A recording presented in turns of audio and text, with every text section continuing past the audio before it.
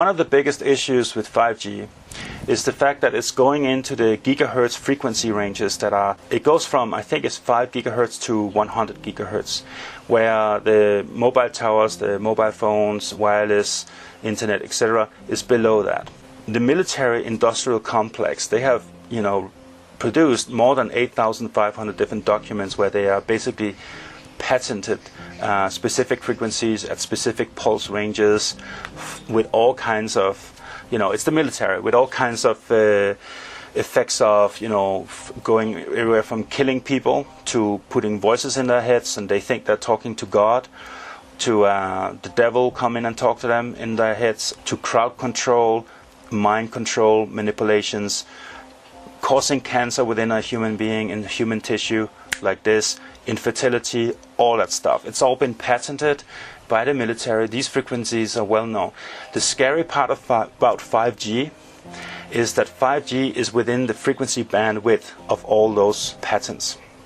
So basically, if you're living in a city that has 5G, antennas everywhere, who is stopping them from transmitting these frequencies to targeted individuals or to the whole city? The best way you can describe it is like if you take a tone, an opera singer that sings to this wine glass, if they can sing in a specific tone and makes it vibrate at a certain level, then after some time, a couple of minutes, it breaks. Now, the same octave higher, the glass will break too, but faster. The same octave higher and higher and higher. And so if you go up in really high octaves, the glass will break almost instantly. The problem with 5G is that it's many octaves higher than the wireless radiation we're having right now, the mobile phone towers, etc. So by way of introduction, adaptive phased array antenna systems have been explored by numerous researchers since the 1950s. The primary functions of a phased array antenna system are to rapidly steer beams, in some cases with multiple phase centers and low side lobes. So by definition, a phased array antenna aperture would consist of two or more transmitting or receiving antenna elements that can be used together to form a directional radiation pattern. So clearly, arrays are a very central technological tenet for 5G technologies. With that said, you can see right here the human body resonance frequencies.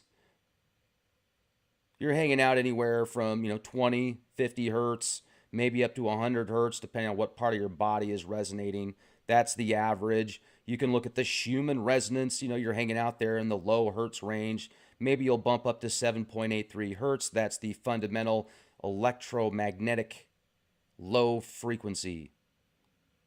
See right here, 33.8 hertz is where it peaks. But what are we doing when we get into the 5G stuff?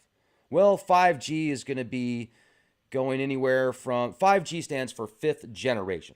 Okay, so currently third generation, fourth generation networks are set up for your internet, for your smartphones, etc. If that isn't bad enough, and if you haven't seen enough of these towers popping up all over the world, I don't know where you're at, but here in the States, they're popping up all over the place. Next to schools, next to nursing homes, next to apartment buildings, next to houses, next to stores, next to storage facilities. 5G, T-Mobile is going to deploy 5G to 30 cities this year. New York, Los Angeles. The chief technology